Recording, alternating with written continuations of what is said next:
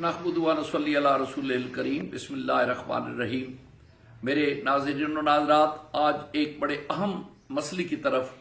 وابستگان دربار رسالت کریم اور بالخصوص چورا شریف کی خانقاہ سے جو محبت رکھنے والے ارادت مند نقشبندیہ مجدیہ سلسلے سے منسلک ہے، ان کے کانوں تک میں یہ انتہائی دکھ کے ساتھ آج ایک آواز پہنچانا چاہتا ہوں کہ آمد ہے الیکشن کی، آج پھر وہی نئے رنگ لائے پرانے شکاری، وہ جو ملک کو لوٹ کھانے والے لوگ ہیں، خواہ وہ کسی جماعت کے ساتھ رہے، لیکن جن کو ہم دیکھ چکے، آزما چکے، ان کی اپنی تجوریاں تو بھرتی گئیں، لیکن ملک میں جو فاقہ و مستی افلاس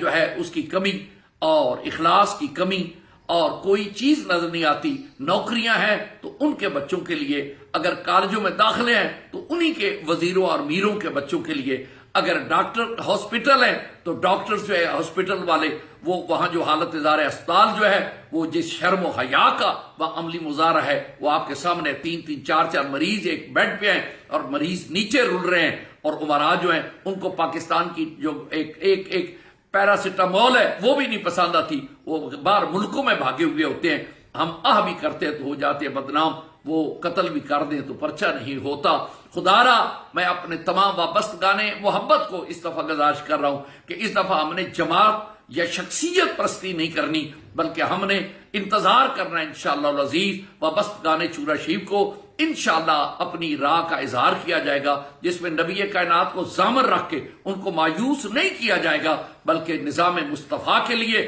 جو بہتر صورتحال ہوگی اس پہ آواز دی جائے گی۔ اور امید ہے کہ اس دفعہ قربانی دے گزریں، قومیت کے بت توڑ دیں، رشتہ داری جعلی جو ان کے رشتے توڑ دیں، اور ان بتوں کو توڑ کر مدینے والے سے رشتہ جوڑنے کے لیے نیک اچھے انسانوں کی تلاش کریں گے، اور اللہ کریم مایوس نہیں فرمائیں گے۔ لیکن میں اپنے دوستوں کو پابند کر رہا ہوں اس دفعہ کہ کسی بھی لوگ جو میٹھے بن کے آتے ہیں، جب الیکشن آتا ہے ہماری بان کی چارپائیوں پر بھی بیٹھتے ہیں، ہمارے قدموں میں بھی بیٹھتے ہیں، ہماری بیماری کا انہیں پتہ چل جاتا ہے، لیکن اگر الیکشن میں وہ جیت جائیں تو پھر خاندان کا خاندان مر جائے، ان کے پاس وقت نہیں ہوتا۔ اپنے ضمیر سے سوال کر کے فیصلہ کریں۔ جو اس وقت ان حضرات نے قوم کو مایوس کیا ہے، ہر طرف اضطراب، بے چینی ہے، اور دوسری طرف ڈاکوؤں کی طرح جو اس ملک کو لوٹ کے کھا گئے، ہم نے ان سے دامن چھڑانا ہے۔ رب کعبہ کی قسم، میرا کسی سیاسی جماعت سے کوئی تعلق نہیں، نہ کسی سے کوئی